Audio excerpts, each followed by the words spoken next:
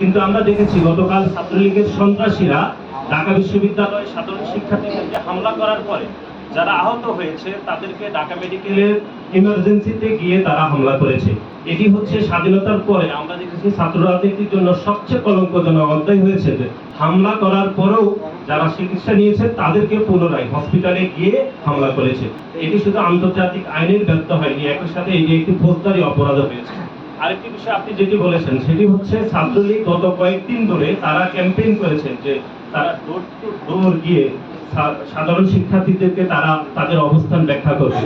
কিন্তু আমরা গত দুই তিন দিন ধরে যেটি দেখছি সেটি হচ্ছে তারা ডোর টু ডোর গিয়ে তারা টর্চার করছে এবং তারা আরেকটি বিষয় সেটি হচ্ছে তারা রুম টু রুম গিয়ে তারা হচ্ছে সাধারণ শিক্ষার্থীদেরকে রুম টু রুম টর্চার ছেড়ে পরিণত করছে।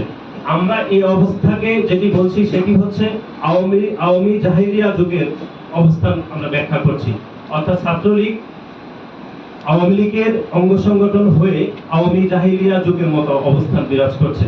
বাংলাদেশ জাতীয়তাবাদী ছাত্রদল এই আন্দোলনের শুরু থেকে সমর্থন দিয়ে যাচ্ছে এবং আমরা বিশ্বাস করি যে এই গণতান্ত্রিক আন্দোলন ইনশাআল্লাহ সফল হবে। ছাত্রলীগ, যুবলীগ, স্বেচ্ছাসেবক লীগের যে সন্ত্রাসীরা এই হামলা করছে তারা একই সাথে আন্তর্জাতিক আইন লঙ্ঘন করেছে এবং দেশীয় আইনও তারা লঙ্ঘন করছে। এই ছাত্র জনতার যে গণ অভ্যুত্থান আপনারা দেখছেন সেখানে বাংলাদেশ জাতীয়তাবাদী ছাত্রদল প্রথম থেকে সমর্থন দিয়ে যাচ্ছে এবং আমরা এই সমর্থন আরো দিয়ে যাব। আমরা বিশ্বাস করি এই যে কোটা সংস্কারের যে আন্দোলন চলছে সেই আন্দোলন ইনশাআল্লাহ সাধারণ শিক্ষার্থীরা সফল হবে এবং এই খুনি শেখ হাসিনা সরকারের যত বাধাই আসুক ইনশাআল্লাহ এই আন্দোলন সফল হবেই হবে।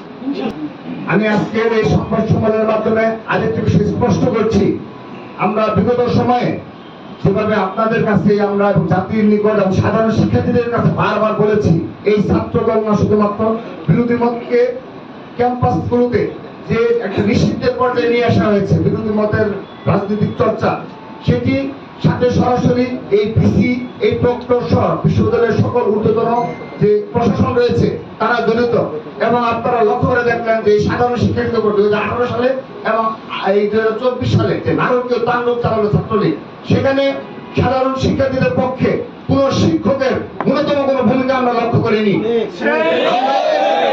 ঢাকা বিশ্ববিদ্যালয়ের বিসি স্যার সহ, জাহাঙ্গীরনগর বিশ্ববিদ্যালয়ের বিসি স্যার সহ, জগন্নাথ বিশ্ববিদ্যালয়ের বিসি স্যার সহ বাংলাদেশের সকল বিশ্ববিদ্যালয়ের যে বিসি স্যাররা রয়েছে, সম্মানিত শিক্ষার্থী রয়েছেন, তাদের প্রতি আমরা ঘৃণা জানাচ্ছি যে আপনারা আপনাদের ইতিহাসে কলঙ্কজনক অধ্যায়ের অংশ হয়ে রইলেন। আপনারা আপনাদের শিক্ষার্থীদের উপর যেভাবে ছাত্রলীগ, যুবলীগ, স্বেচ্ছাসেবক লীগ, বহিরাগতদের সরাসরি প্রকাশ্য অস্ত্রের মহড়া ঢাকা বিশ্ববিদ্যালয়ের প্রতিটি হলে হলে হতে গেল, সেগুলোর দায় আপনারা কোনোভাবে এড়িয়ে যেতে পারবেন না। ছাত্রদল যে বিভিন্ন সময় হামলা মামলার শিকার হয়েছে ক্যাম্পাসগুলোতে যে বিতাড়িত, সেটা শুধু ছাত্রলীগ নয়, এই বিশ্ববিদ্যালয়ের প্রশাসন তাদেরকে সহযোগিতা করে, ডিবি, পুলিশ প্রশাসন সহযোগিতা করে, সেগুলো কিন্তু স্পষ্টভাবে জাতির সামনে আবারও প্রমাণ হলো যে এই সম্মানিত ছাত্রবৃন্দ।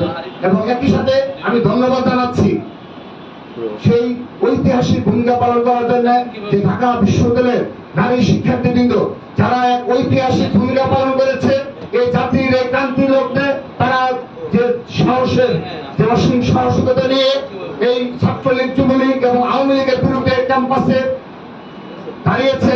আমরা ছাত্রলীগের পক্ষ থেকে এই সাহসিকতাকে ধন্যবাদ জানাই এবং আমরা এখানে বাংলাদেশে আসা খুঁজে পাই।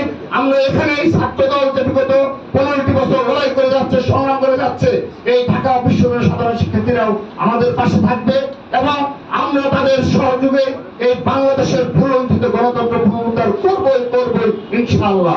সত্যি আমাদের নিজেদের হোটেল? হ্যাঁ, ইডেন বে আমাদের নিজেদের hotel. Any time check in, any time check out. Eden Bay, a concern of Bhaiya Hotels.